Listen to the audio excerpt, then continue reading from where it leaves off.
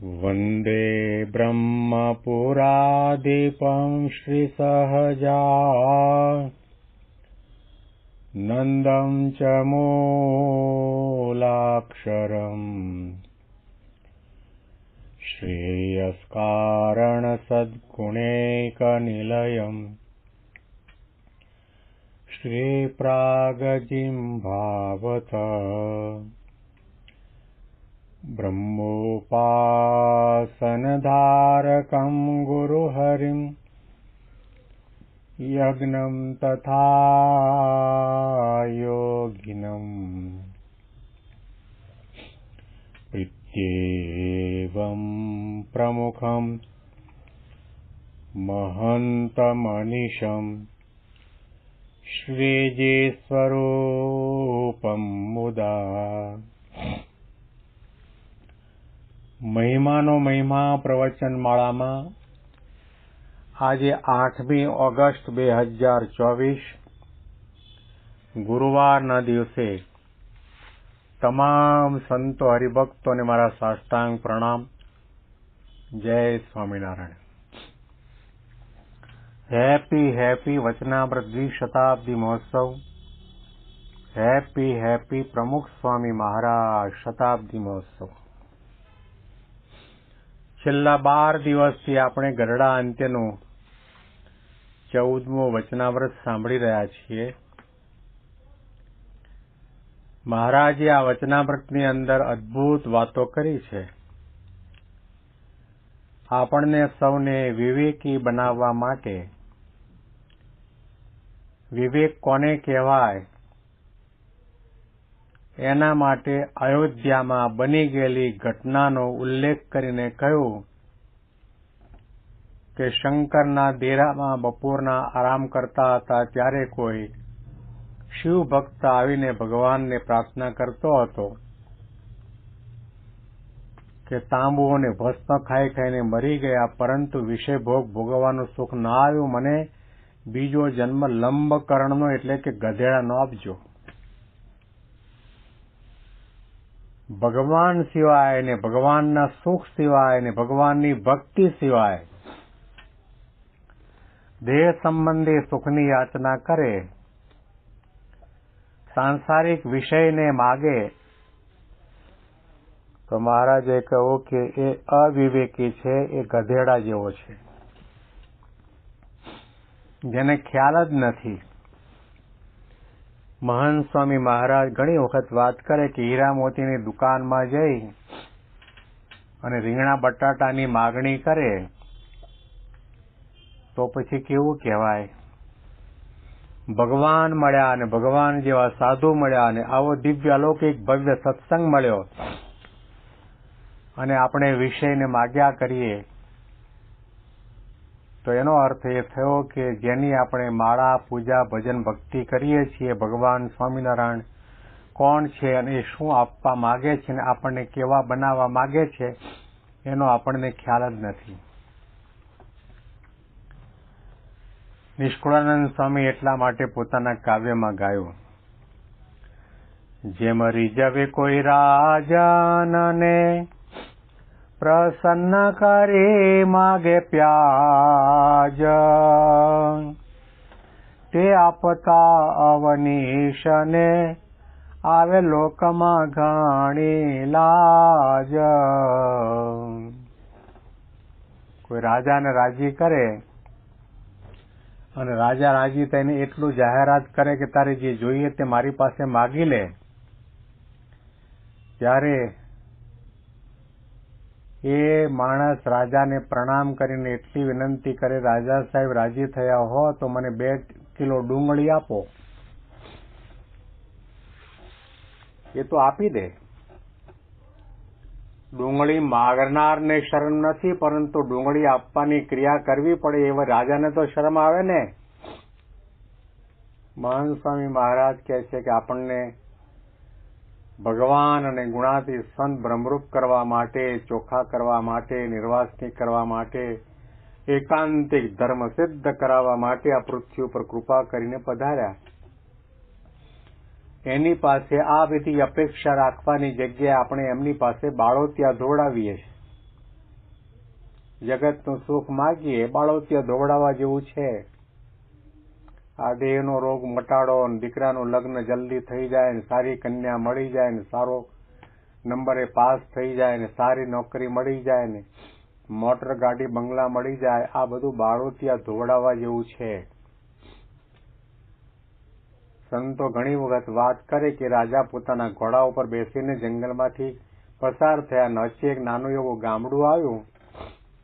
એ ગામની ભાગોળમાં વડના ઝાડ નીચે એક વૃદ્ધ ડોશીમાં,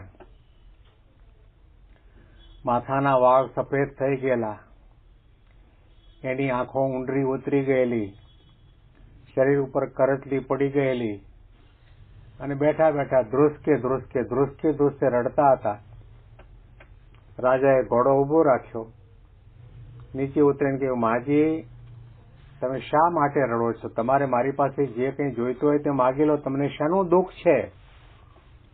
હું આ પરગણાનો રાજા છું, તમારે જે દુઃખ હોય તે કહો, હું દુઃખનું નિવારણ કરું, તમને જે જોઈએ તે માગો. તો એ વૃદ્ધ ઋષિમાં એ આંખના આંસુ લૂછતા લૂછતા કહ્યું, રાજા સાહેબ, હું એક વૃદ્ધ વિધવા બાઈ છું, દીકરો દીકરી કંઈ છે નહીં, અને ગામની અંદર રહેલા ગાયો ભેંસો બળદ અહીંયા ગામની ભાગોળમાં હવાડામાં પાણી પાવા માટે આવે તો રસ્તાની અંદર એ ગાયો ભેંસો પોદળા કરે, એ પોદળા વીણીને મારો જીવન નિર્વાહ ચલાવું છું. પણ થાય છે એવું કે હું વૃદ્ધ અવસ્થા છું, મારાથી દોડાદોડ થતી નથી. ગામની કેટલીક યુવાન છોકરીઓ પણ પોદળા વીણવા માટે આવે અને જ્યાં પોદળો થયો કે દોડતી દોડતી જઈ અને પોદળો વીણી લે, અથવા તો પોદળાની આજુબાજુ ગોળાકારે લીટો કરી દે, અથવા તો હાંઠીકું ખોસી દે. મારા ભાગમાં એક પણ પોદળો આવતો નથી, મારાથી દોડાતો નથી. રાજા સાહેબે કહ્યું, રડો નહીં, તમારું દુઃખ દૂર કરશું, તમારે જે જોઈએ તે માગી લો. ત્યારે ડોશીમાએ કહ્યું, રાજા સાહેબ, મારે ગામની ભાગોળમાં કે રસ્તા ઉપર પોદળા વીણવા જવું ન પડે, એટલા માટે એક એવી કૃપા મારા ઉપર કરો કે મને 2 જોકના પોદળા મળે. એક જોકમાં 100-200 ગાયો ભેંસો બકરીઓ બધું હોય, એવી 2 જોકના પોદળા મળે, એવી મારા ઉપર કૃપા દ્રષ્ટિ કરો. રાજાએ રાજી થઈને માગવાનું કહ્યું તો શું માગ્યું? પોદળા. એમાં આપણે પણ ભગવાનની પાસે, સંતની પાસે આ વિષયને સુખ માગીએ છીએ, એ પોદળા માગવા જેવું છે. લંબકરણનો અવતાર માગ્યો, વિષયને માગે તે ભક્ત નહીં અને વિષય આપે તે ભગવાનને. અદ્ભુત વાત મહારાજે આપણને સમજાવી છે. વર્ષોના સત્સંગ પછી પણ આપણામાં આ જાતનો વિવેક નથી આવતો, સાર અસારનું જ્ઞાન નથી થતું, સમજણ નથી આવતી. આ લોકનાથ કોટાળા કર્યા જ કરીએ. ગુણાતીતાનંદ સ્વામીએ કહ્યું કે જ્યાંથી આપણે અચાનક ઉચાળા ભરવાના છે, એના માટે રાત દિવસ હાંકમ હાંક માણસ મંડ્યો છે, પણ જ્યાં જઈને સ્થિર થઈને રહેવાનું છે એવા ભગવાનના ધામના માટે કોઈ પ્રયત્ન કરતું નથી. ક્યારે વિવેક આવશે? આ વિષયોમાં રહેલી આપણી આસક્તિ ક્યારે ટળશે બળશે? હમણાં પૂજ્ય ડોક્ટર સ્વામી બેંગ્લોરના આંગણે 13 દિવસ રહ્યા. 91-92 વર્ષની ઉંમરે પણ સવારના 1 કલાક એવી ધારદાર વાતો કરે, વિષયનું ખંડન કરે, મનુષ્ય દેહની દુર્લભતાની વાતો કરે, સંતના મહિમાની વાતો કરે, રજોગુણ ટાળવાની વાતો કરે. આ બધા રજોગુણ મૂકો, ધોળાના કાળા કરવાની કંઈ જરૂર નથી.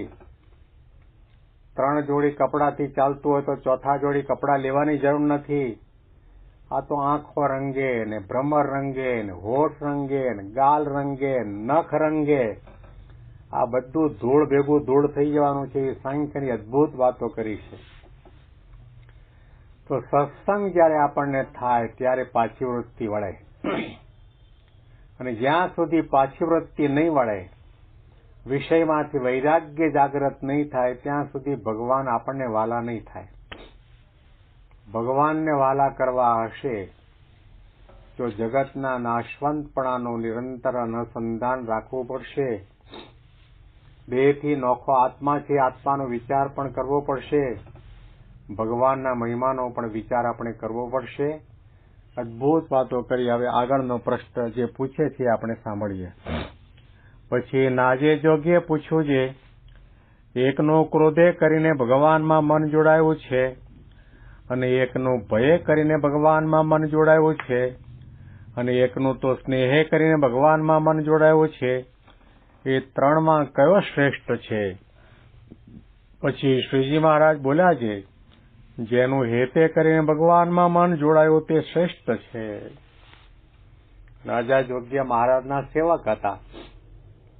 મહારાજની માણકી ઘોડીની રખેવાળી કરતા, એને રજકો નાખવાનો હોય, પાણી પાવાનું હોય અને એના ઉપર મહારાજ જયારે વિચરણ કરવા માટે નીકળવાના હોય ત્યારે ઉપર બેસવાની ગાદી બાદી એ બધું ગોઠવી દેવાનું હોય, એ બધી સેવા કરતા.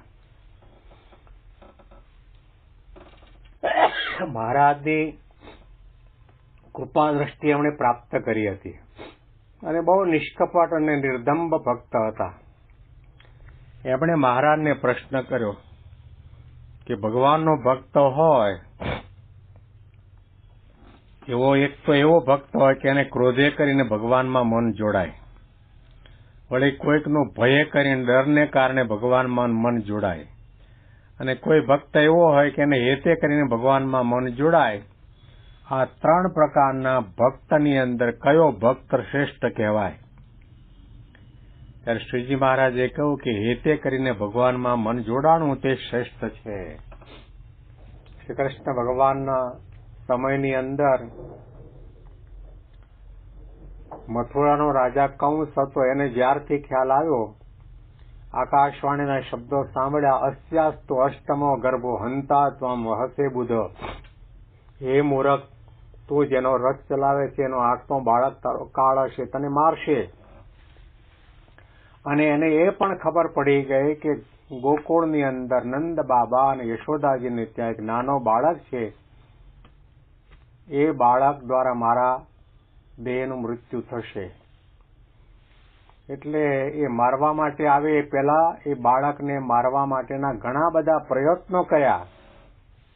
આખું રાજ્ય ચલાવતો હતો, પરંતુ રાતના નિદ્રા ન આવે, ખાવા બેસે તો ખાવાનું ન ભાવે, ક્યાંય ચેન ન પડે, અખંડ કૃષ્ણનું ચિંતન થયા જ કરે, થયા જ કરે, થયા જ કરે.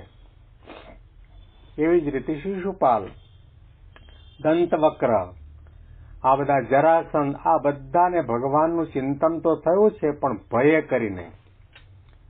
રાતના ઝબકી ઝબકીને કંસ જાગી જતો, હમણાં આવશે ને હમણાં મારશે, હમણાં આવશે હમણાં મારશે. તો ભયથી ભગવાનનું મનન ચિંતન થતું હતું. ભક્તિ એટલે ભગવાનનું અખંડ સ્મરણ, પણ ભયથી થતું હોય એ સ્મરણ ભક્તિ શ્રેષ્ઠ ન કહેવાય. અથવા તો પછી અહીંયા પ્રશ્ન પૂછવામાં આવ્યો કે હેતે કરીને ભગવાનમાં મનનું સ્મરણ થતું હોય, અથવા તો પછી ક્રોધે કરીને, ક્રોધ એટલો બધો આવતો હોય કે ભગવાનની પ્રત્યે ક્રોધ હોય એટલે બધું યાદ આવ્યા કરે, ભગવાન જ યાદ આવ્યા કરે, ભગવાન જ યાદ આવ્યા કરે. તો ત્રણ પ્રકારના ભક્તની અંદર કયો ભક્ત અને કઈ ભક્તિ શ્રેષ્ઠ છે? તો શ્રીજી મહારાજે કહ્યું કે હેતે કરીને જે ભગવાનમાં મન જોડાણું છે, ભગવાનનું મન ચિંતન સ્મરણ કરે છે, એ ભક્ત શ્રેષ્ઠ છે. આના અનુસંધાનમાં વિશેષ વાતો આપણે આવતીકાલે સાંભળીશું. તમામ સંતો હરિભક્તોને મારા સાષ્ટાંગ પ્રણામ. જય સ્વામિનારાયણ.